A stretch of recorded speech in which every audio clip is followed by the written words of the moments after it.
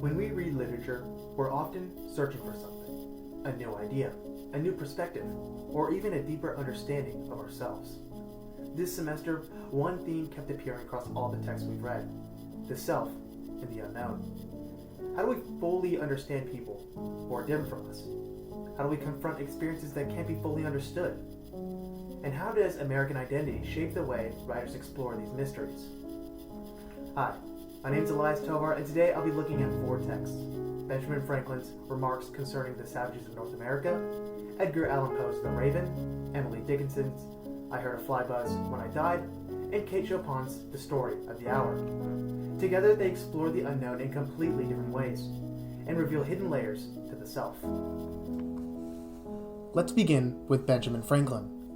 In Remarks Concerning the Savages of North America, Franklin challenges the colonial assumption that indigenous people were quote-unquote savage. Instead, he flips the perspective.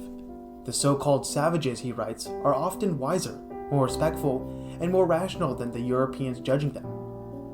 What Franklin is really exposing is the fear of the cultural unknown. The colonists don't actually understand indigenous culture, they simply label it as dangerous because it's different. And through that contrast, Franklin shows us something about ourselves.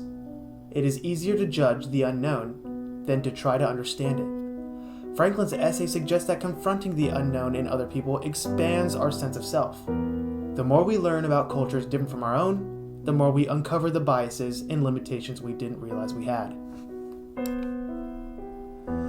While Franklin explores an external unknown, Poe turns inward. The Raven is about the unknown parts of the mind: grief, loneliness, and the fear that our suffering might never end. The narrator's encounter with the Raven is terrifying not because the bird is supernatural, but because the narrator can't understand what it wants or what it means. The Raven becomes a symbol of internal mystery. It says only one word: nevermore. And the narrator projects all of his fears onto that silence. He wants answers about the afterlife, about lost love, about whether grief will ever leave him. But the Raven gives him nothing. Here, the unknown isn't another culture. It's the self. Poe suggests that parts of our identity, our trauma, our memories, our fears, are unknowable even to us. Literature becomes a safe space to explore those darker inner worlds where we confront emotions we might try to avoid in everyday life. Emily Dickinson brings us to the ultimate unknown: death.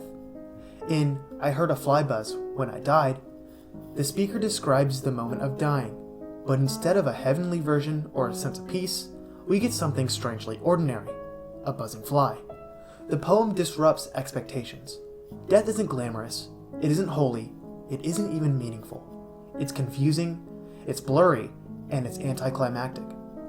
Dickinson reminds us that death is a place the living can never fully understand. No one can return to explain it. No one can make it less mysterious. But by imagining the moment of death, Dickinson pushes readers to confront an experience we all fear yet cannot know. The boundary between the self and the unknown dissolves in her poem. Literature gives us a glimpse into something we can never experience firsthand. Finally, Kate Chopin explores a different kind of unknown: the hidden inner identity suppressed by society. In The Story of an Hour, Mrs. Mallard learns that her husband has died. Instead of reacting with grief as the audience would expect, she feels an overwhelming sense of freedom. She imagines living life for herself, choosing her own path, and claiming a selfhood she never before had access to. This inner life, her private desire for independence, was completely unknown to the people around her. Even her husband never knew. And when he walks back through the door alive, that brief moment of self-discovery collapses. Mrs. Mallard dies instantly, as if the world cannot allow her to exist as her true self.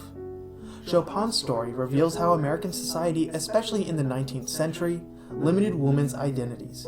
The unknown self wasn't supernatural or mysterious, it was simply the private, interior life women weren't allowed to express.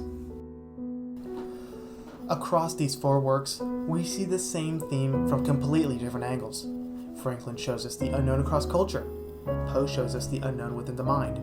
Dickinson shows us the unknown of death, and Chopin shows us the unknown of hidden identity.